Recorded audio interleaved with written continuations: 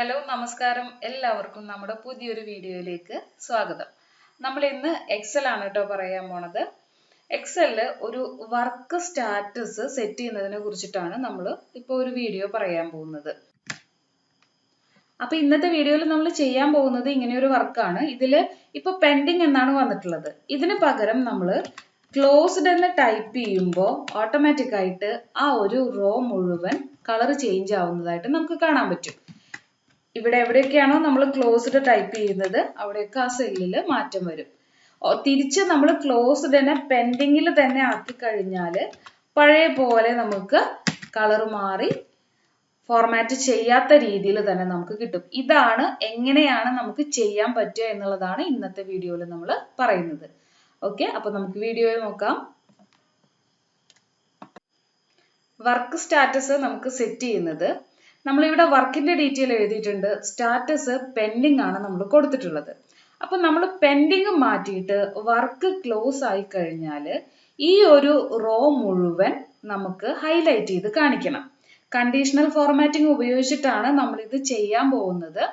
അപ്പൊ നമുക്ക് നോക്കാം. ആദ്യം നമ്മൾ സെറ്റ് ചെയ്ത് വെച്ചിട്ടുള്ള ഡാറ്റ ഫുള്ള് സെലക്ട് ചെയ്യുക. അതിനുശേഷം കണ്ടീഷണൽ ഫോർമാറ്റിംഗ് എടുക്കുക. ന്യൂ റൂൾ എന്ന് പറയുന്ന ഓപ്ഷനിൽ ക്ലിക്ക് ചെയ്യുക.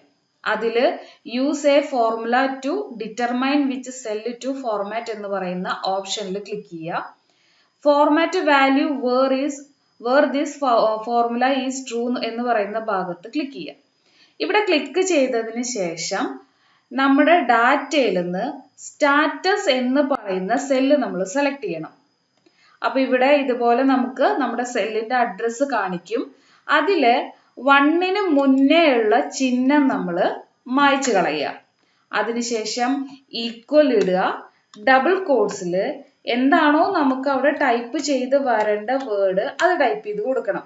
അപ്പൊ ഇവിടെ ക്ലോസ്ഡ് എന്നുള്ളത് കൊടുക്കുമ്പോഴാണ് നമുക്ക് ആ കണ്ടീഷണൽ ഫോർമാറ്റിംഗ് അവിടെ അപ്ലൈ ആവേണ്ടത്. അപ്പൊ അതുകൊണ്ട് അത് ഡബിൾ കോട്ട്സിൽ ക്ലോസ്ഡ് എന്നുള്ളത് ടൈപ്പ് ചെയ്യുക. ഫോർമാറ്റ് എന്ന് പറയുന്ന ഓപ്ഷനിൽ ക്ലിക്ക് ചെയ്യുക. ഫില്ല് എടുക്കുക. അതിൽ ഏത് കളറിലാണ് നമുക്ക് അതിനെ മാറ്റേണ്ടത് അത് സെലക്ട് ചെയ്യണം. ഫോണ്ട് കളർ ചേഞ്ച് ചെയ്യണമെങ്കിൽ ഫോണ്ട് കളറും കൂടെ നമ്മൾ മാറ്റി കൊടുക്കുക. ഇനി ഇതിന് ശേഷം ഓക്കെ എന്നുള്ളത് ക്ലിക്ക് ചെയ്യുക. ഇവിടെ ഓക്കെ എന്നുള്ളത് കൊടുക്കുക. അതിനുശേഷം നമ്മൾ തിരിച്ച് നമ്മുടെ വർക്കിൽ എത്തിയിട്ട് ഈ പെൻഡിങ് കഴിഞ്ഞിട്ടുള്ള വർക്കിന്റെ പെൻഡിങ് മാറ്റി നമ്മൾ ക്ലോസ്ഡ് എന്ന് പറയുന്ന ഓപ്ഷൻ ഇവിടെ ടൈപ്പ് ചെയ്യുമ്പോൾ ഓട്ടോമാറ്റിക് ആയിട്ട് ആ ഒരു റോ ഫുള്ള് കളർ മാറി വരുന്നതായിട്ട് നമുക്ക് കാണാം. അപ്പൊ അതിനെ ഹൈലൈറ്റ് ചെയ്ത് കാണിക്കുകയും ചെയ്യും കഴിഞ്ഞ വർക്കാണെങ്കിൽ. അപ്പൊ അത് കണ്ടീഷണൽ ഫോർമാറ്റിംഗ് ഉപയോഗിച്ചിട്ടാണ് നമ്മൾ ചെയ്തിട്ടുള്ളത്. Okay, thank you.